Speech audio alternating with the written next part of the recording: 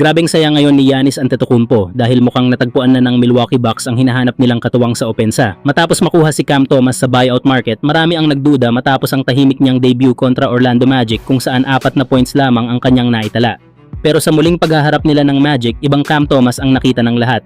Sumabog ang dating net scorer at umiskor ng 34 na points mula sa bench na naging malaking susi para makuha ng Bucks ang panalo kahit wala si Giannis sa laro. Hindi lang si Cam Thomas ang umeksena sa laban na ito. Bukod sa kanya, nagtala rin ng triple-double si Kevin Porter Jr. matapos gumawa ng 18 points, 10 rebounds at 11 assists. Isang all-around performance na lalong nagpalakas sa opensa at galaw ng Milwaukee sa buong laro.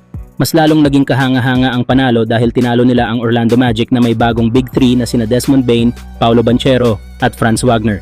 Sa kasalukuyan, nasa ika-12 seed ang Milwaukee na may record na 22 panalo at 30 talo. Ngunit malinaw na kapag tuluyan nang nakabalik si Giannis, may malaking posibilidad na umarangkada ang Bucks sa standings. Kung ganito ang magiging ambag ni Cam Thomas bilang instant offense at may Kevin Porter Jr. pa na kayang magpakawala ng triple-double, malaking tulong ito para mabawasan ang pressure kay Giannis at mas maging balanse ang opensa ng Milwaukee. Mukhang nagsisimula na ang bagong yugto para sa Bucks sa tamang oras ng season. Samantala, grabe ang ipinakita ng New York Knicks matapos nilang durugin ang Philadelphia 76ers sa tambakang umabot sa 49 na points. At mukhang nakita na nga ng Knicks ang kanilang missing piece para sa inaasam na championship run. Walang iba kundi si Jose Alvarado. Sumabog si Alvarado sa larong ito matapos magtala ng 26 na points, 3 rebounds, 4 na assists at 5 steals. Mas lalo pang naging kahanga-hanga ang kanyang performance dahil nagpasok siya ng career high na 8 tres na talagang nagpalubog sa depensa ng Sixers. Pero ang mas tumatak dito ay hindi lang ang kanyang numero sa stats kundi ang kanyang mindset. Sa halip na magbakasyon ngayong All-Star Weekend, mariin na sinabi ni Alvarado na mas pipiliin niyang pumunta sa practice facility ng Knicks para pag-aralan ang kanilang offensive at defensive schemes. Ganito ang klase ng desperasyon at dedikasyon na dala ni Jose Alvarado sa kanyang bagong koponan. Malaking bagay ang ganitong klase ng player lalo na pagdating sa playoffs kung saan bawat possession at bawat depensa ay napakahalaga. Kilala si Alvarado sa kanyang agresibong depensa at mataas na basketball IQ na swak sa sistema ng New York. Sa ipinapakita niya ngayon, malinaw na hindi lang siya role player kundi posibleng maging X-factor ng Knicks sa kanilang paghabol sa kampeonato. Pero kayo mga idol, ano ang masasabi niyo sa ipinapakita ngayon ni Jose Alvarado sa New York Knicks? Samantala, kumikilos na ang Los Angeles Lakers para punan ang kanilang bakanting roster spot at isang pangalan ngayon ang umiikot sa kanilang radar, ang free agent na si Jeremy Sochan. Matapos i-wave ng San Antonio Spurs, naging mainit agad ang interes ng iba't ibang koponan kay Sochan.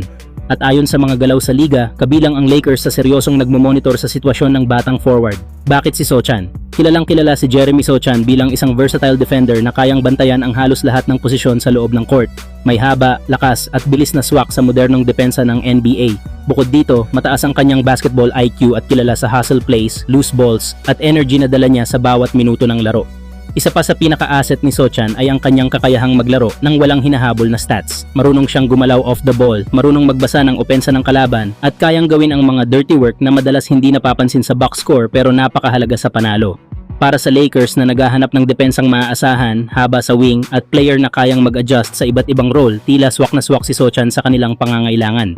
Sa unang 3 taon niya sa liga, pinatunayan ni Sochan na kaya niyang maging impact player sa rotation lalo na sa depensa at rebounding. Ngayon na malaya na siya bilang free agent, tila ito na ang pagkakataon ng Lakers na makuha ang isang batang piraso na maaaring magbigay ng solidong ambag sa kanilang sistema. Sa galaw na ito, malinaw na hindi basta-basta ang plano ng Lakers. Mukhang nahanap na nila ang tamang pupuno sa kanilang bakanting roster spot, isang tahimik pero napaka-epektibong piraso na maaaring maging malaking factor sa kanilang paghabol sa mas malalim na playoff run. Pero kayo mga idol, ano ang masasabi nyo? Si Jeremy Sochan na ba ang dapat kunin ng Lakers?